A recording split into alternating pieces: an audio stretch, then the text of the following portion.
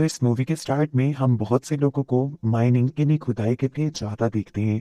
ये gold mine थी, यानी यहाँ से सोना निकाला जाता था। इस माइन का मालिक भी अपने बेटे के साथ यहाँ काम करने के लिए आता है। बातों ही बातों में उसके बेटे ने बताया कि वो काम करने के लिए अपने टूल्स तो घर ही भूल आया, जिन्हें घर से वापस लेने के लिए वो पीछे की तरफ मुड़ा ही तो एकदम से किसी अजीब सी ताकत ने उसे खींच लिया। उसके चिल्लाने की आवाज सुनकर उसके डैड भी उसके पीछे भागे उसे बचाने के लिए, लेकिन उसी ताकत ने उसके डैड को भी मार गिराया और हमें बस एक क्रिएचर की चिल्लाने की आवाजें सुनाई दी। सीन कट होता है और काफी सालों बाद हम एरियान नामी एक लड़की से मिलते हैं। वो उसी एक्सीडेंट पर रिसर्च कर रही थी जिस एक्सीडेंट में माइनिंग के दौरान हजारों लोग मारे गए थे। इस एक्सीडेंट की असल वजह अभी तक कोई नहीं जान पाया था, लेकिन उस वाकये के बाद वहां पर माइनिंग का काम बंद कर दिया गया था। यहाँ तक कि अब तो वो जगह मैप्स पे भी नहीं मिलती थी, क्योंकि माना जाता है कि उस जगह की 70% पॉपुलेशन उसी दिन मारी गई। एरियन ये सारी इंफॉर्मेशन इसीलिए इकट्ठी कर रही थी क्योंकि साइंटिस्ट के एक ग्रुप ने उसे हायर किया था और माइंस का दोबारा पता चलाने के लिए। उस जगह के बारे में बहुत सी इंफॉर्मेशन इकट्ठी करने के बाद वो साइंटिस्ट के ग्रुप के साथ उस जगह को यानी उन माइंस को ढूंढने के लिए निकल जाती है। लेकिन जैसे ही ये लोग माइंस के करीब पहुंचे तो इनके फोन्स के सिग्नल चार्ज भी थे। रास्ते में उतर कर एरियन एक शॉपकीपर से उन माइंस का पता पूछती है, लेकिन अजीब बात थी, वो आदमी इन माइंस के यहाँ होने या उनके बारे में जानने से साफ इनकार कर चुका था। एरियन जब उसके ऊपर जोर डालती है तो गुस्से में वो पूछता है, तुम्हें वहां जाकर करना क्या है, चली जाओ यहाँ से वापस। वो ऐसे बात कर रहा था जैसे वो एरियन को वार्निंग दे रहा हो। हम नोटिस करते हैं कि इस स्टोर में खड़ा हुआ एक आदमी चुपके से इनकी बातें सुन रहा था, जो किसी को कॉल करके कहता है कि बस खतरा आने वाला है। एरियन तो अपने ग्रुप के साथ यहाँ से निकल जाती है, लेकिन थोड़ा ही दूर जाने पे वो नोटिस करती है कि कार कॉन्टिन्यूसली उनका पीछा कर रही थी। उनको चकमा देने के लिए एरियन माइंस की तरफ जाने के बजाय जंगल में आगे की तरफ बढ़ गई और जिस पॉइंट पर माइंस थी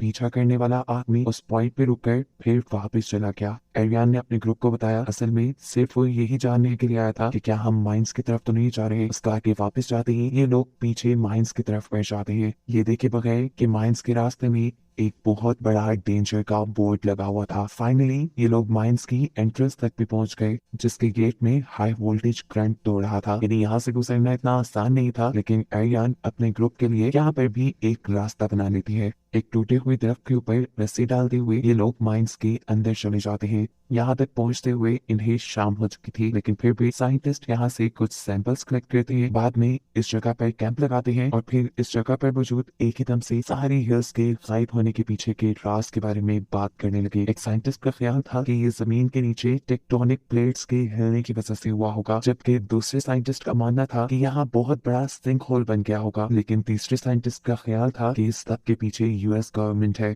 क्योंकि एक मिनट पर रशिया ने जमीन के अंदर सबसे गहरा गड्ढा खोदने की कोशिश की थी। मे भी रशिया का मुकाबला करने के लिए यूएस गवर्नमेंट भी ऐसा ही कुछ करना चाह रही हो। जिस एक्सपेरिमेंट के रिजल्ट्स इतने बुरे निकले होंगे कि उन्हें ये सब बंद करना पड़ा। इसलिए तो यहाँ की हर इंफॉर्मेशन भी इंटरनेट से मिटा दी गई। जरूर ऐसा ही कुछ हुआ होगा। वो यहाँ बाकी लोगों को एक रिकॉर्डिंग भी सुनाता है जो रशियंस ने जमीन की गहराई से रिकॉर्ड की थी। ये ऐसे लग रहा था जैसे किसी क्रिएचर, किसी डेविल की आवाज हो। लेकिन दूसरे साइंटिस्ट इसको सुनकर कहते हैं, नहीं, ये सिर्फ जमीन के टेक्टोनिक प्लेट्स के गरजने की आवाजें हैं। सीन कट होकर दूसरी तरफ हम देखते हैं कि यहाँ की रखवाली करने वाला एक आदमी ये नोटिस करता है कि उनके गेट की ग्रिल्स अंदर की तरफ मोड़ी हुई हैं, जो कि एक जानवर तो बिल्कुल नहीं कर सकता था। इसका मतलब अंदर कोई था। वो लोग यहाँ कुछ और क्लूज ढूंढने लग जाते हैं और दूसरा आदमी जैसे ही यहाँ पर एक इंस्टॉल हुए गेट को देखने लगता है तो अचानक ही एक अजीब सी क्रिएचर ने उसे उस गेट के अंदर ही खींच लिया और फिर मार डाला। ये देखकर वो बूढ़ा आदमी जिसका नाम पॉल है वो शॉक रह जाता है और अपने ग्रुप को जाकर कहता है कि साइंटिस्ट जो अभी इस जगह आए हैं उन्हें अभी के अभी यहाँ से बाहर निकालो। साफ मतलब था कि यहाँ के रहने वालों को ये बात मालूम थी कि इस जगह पर इन्हीं माइंस के अंदर साइंटिस्ट आए हुए हैं। सुबह होने पर साइंटिस्ट अपनी रिसर्च शुरू कर देते हैं। देखने पर उन्हें पता चलता है कि इस जगह पर बहुत सारे मेगाफोन्स और स्टूडियो फॉर्म लगे हुए हैं, जिसमें से मेगाफोन्स बारीक बारीक आवाजें रिकॉर्ड करने, जबकि स्टूडियो फॉर्म साउंड प्रूफिंग के लिए इस्तेमाल होता है। थोड़ा आगे बढ़ने पर उन्हें जमीन के नीचे एक ग्रिल दिखती है, जिसके नीचे से बहुत सा धुआं आ रहा था। इससे पहले कि ये लोग इस धुएं के सैंपल इकट्ठे करते, यहाँ उन्हें वही कार दिखाई देती है जो पिछले दिन उनका पीछा भी कर रही थी। इस कार को देखकर ये सब लोग छुप जाते हैं और कार के बाहर जाने के बाद ये लोग अपना काम दोबारा स्टार्ट करते हैं। एरियन अब इन सबसे कहती है आप लोगों को जो भी करना है जल्दी करना होगा, क्योंकि लोकल्स हमारे बारे में जानते हैं कि हम यहाँ हैं, वो किसी भी टाइम हमें पकड़ लेंगे और हमें यहाँ से जाना पड़ेगा। बातों के दौरान ये लोग चल पे रहे थे और फाइनली अब इन्हें एक ऐसा घर दिखाई देता है जो दिखने में भी काफी नया लग रहा था और ऐसा भी लग रहा था कि जैसे यहाँ कोई रहता हो, लेकिन अभी इन्हें यहाँ कोई नजर नहीं आया। ये लोग एक कैमरे के जरिए इस कमरे को रिकॉर्ड करने लगे थे और तभी यहाँ इन्हें बहुत सी और गैस के सैंपल्स नजर आए। उन्हें लगने लगा कि क्या ये गैस ही तो यहाँ पर मौजूद माइंस और गांव के गायब होने की वजह तो नहीं। एरियन आगे जाकर अब इस घर का पिछला दरवाजा खोलती है तो ये लोग फाइनली माइनिंग एरिया की तरफ पहुंच चुके थे। इसे देखकर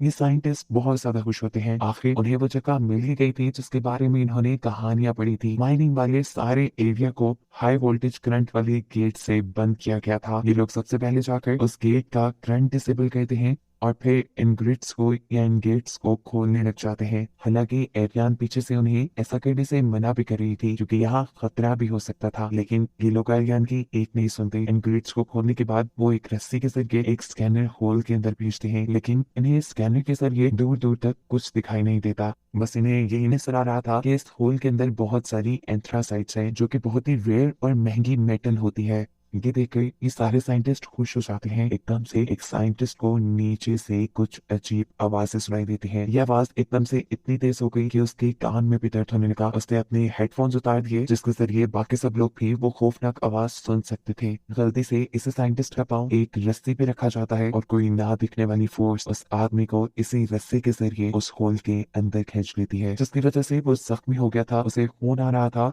और अब होल के अंदर से वो जोर जोर से मदद के लिए चिल्ला रहा था। ये सुनकर एरियन और उसका एक साथी जेमी एक रस्सी के जरिए उस होल के अंदर जाते हैं। यहाँ बहुत अंधेरा था और इसी अंधेरे में एरियन किसी चीज के चलने का शेडो दिखती है। यहाँ इस होल में से बहुत सी अजीबोगरीब गैसेस भी निकल रही थी जो इन्हें नुकसान पहुंचा सकती थी, उन्हें हेलुसिनेट करके बेहोश कर सकती थी। इन्हें जल्द से जल्द यहाँ से वापस जाना था, लेकिन एरियन का साथी उसे कहता है कि मैं अपने दूसरे साथी को लिए बगैर यहाँ से बाहर नहीं निकलूंगा। इतनी देर में ऊपर की तरफ यहाँ का लोकल आदमी आ जाता है जिसके हाथ में गन थी और वो ये देखकर इन लोगों पर गुस्सा हो रहा था कि उन लोगों ने ये ग्रिड्स खोल दी। वो जल्दी से अब उन रस्सियों को काटने लगा जो कि उस हॉल के अंदर गई हुई थी। वो ये नहीं जानता था कि इन्हीं रस्सियों के जरिए दो इंसान यानी एरियन और उसका साथी जिमी अंदर गए हुए हैं। एक रोक के करते ही नीचे ये दोनों डर जाते हैं और जल्दी से एक ही रस्सी के जरिए वापस ऊपर आते हैं। इनके पास अब अपनी मदद को बुलाने के लिए भी कोई नहीं था। ऊपर से ये लोकल आदमी जो लगातार इनके ऊपर गुस्सा किया जा रहा था और जल्द ही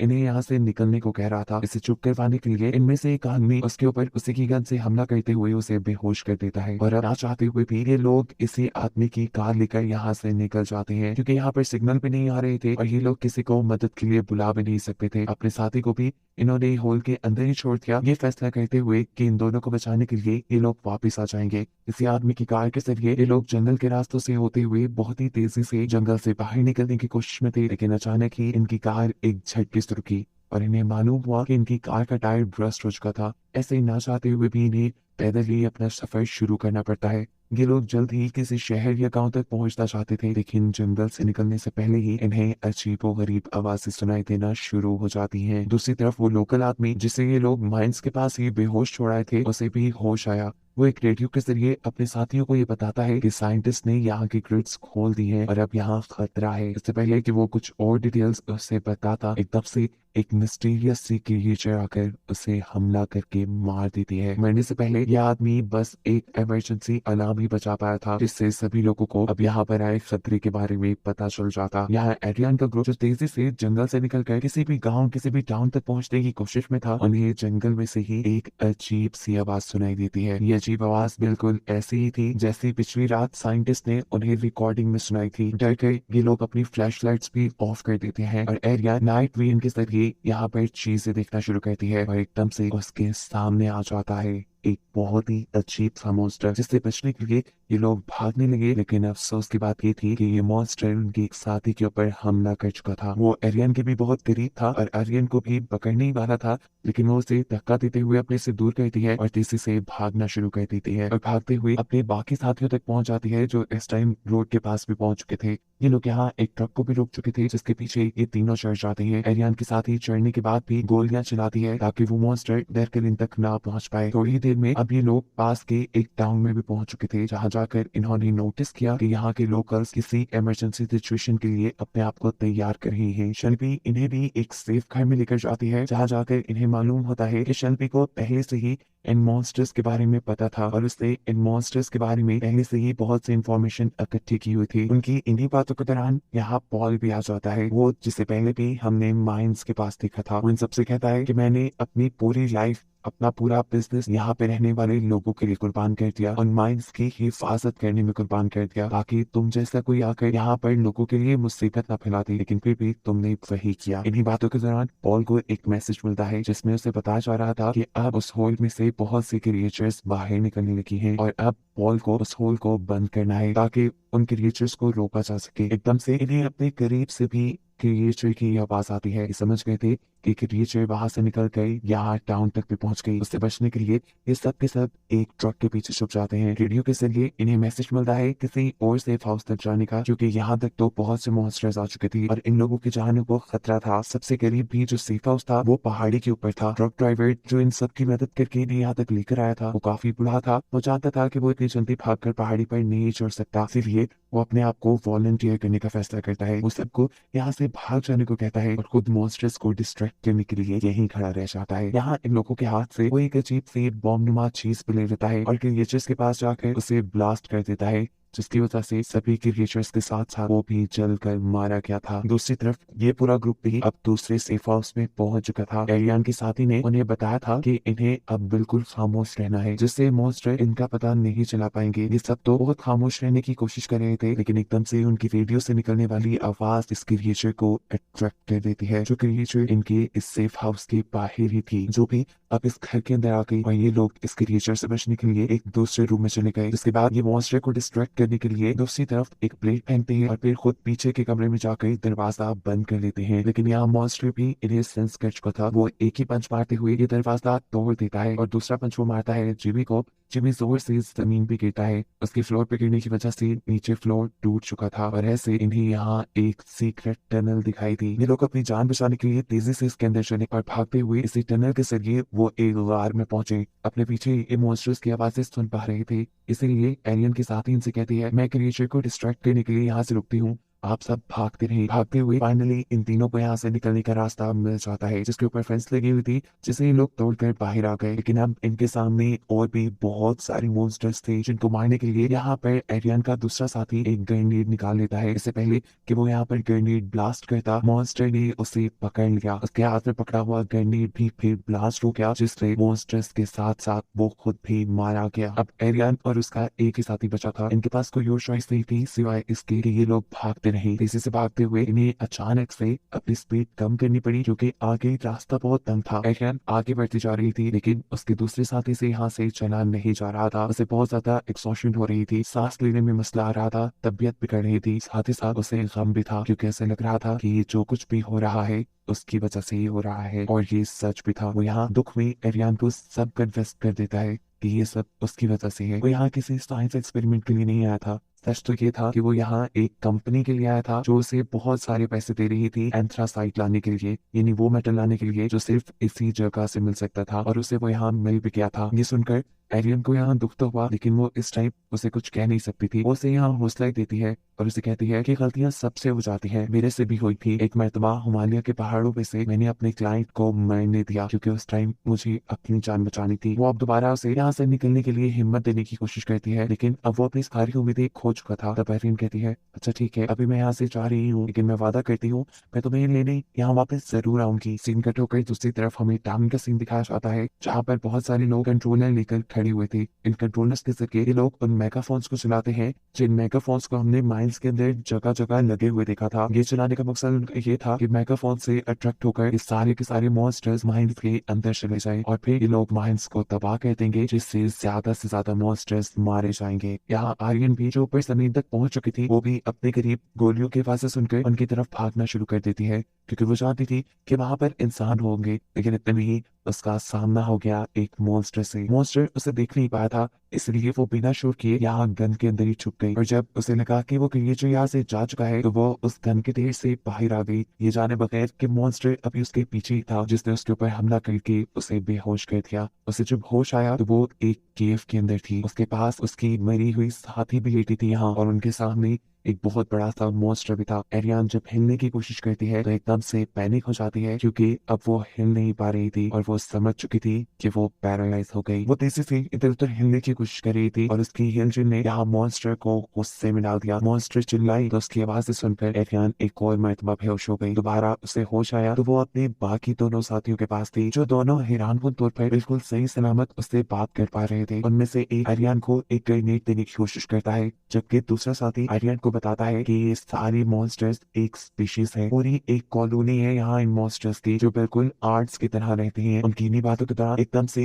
एक बहुत बड़ी सी क्रिएचर आती है और एरियन के एक साथी को उठाकर अपनी मॉन्स्टर क्वीन को खिला देती है, जिसके बड़े बड़े दांतों ने एक सेकंड नहीं लगाया था उसको निकलने में। जिस टाइम क्रिएचर सब कर रही थी, एरियन ने आगे बढ़कर यहाँ से ग्रेनेड उठाने की कोशिश की, लेकिन इस चक्कर में क्रिएचर ने उसे भी पकड़ लिया ताकि वो उसे खा पाए। लेकिन इससे पहले कि वो आर्यन को अपना खाना बना लेती, यहाँ उसका दूसरा साथी अपने फोन पे अलार्म चला देता है, जिसकी वजह से मॉन्स्टर का ध्यान भटक जाता है और ऐसे मुंह कपाते ही आर्यन उस मॉन्स्टर को इनके मुंह में ग्रेनेड फेंक देती है, जिसके चलते एक ही सेकंड में ये मॉन्स्टर क्वीन मारी गई और ऐसे आर्यन और उसके साथी की जान बच गई। ये दोनों तेजी से यहाँ से निकल के भागे, जबकि अब बाकी मॉन्स्टर्स इनके पीछे थे। फाइनली इन्हें अब यहाँ पर एक रस्सी भी दिखी, जिसके ऊपर चढ़कर आर्यन तो जमीन के ऊपर वापस आ गई, लेकिन उसका साथ ही नहीं। वो बहुत ही आहिस्ता आहिस्ता इस रस्सी के ऊपर चढ़ रहा था और ऐसे ही एक मॉन्स्टर भी उस रस्सी के ऊपर चढ़ जाता है, जिससे बचने के लिए ये आदमी उस मॉन्स्टर को ही स्टैप करके मार चुका था।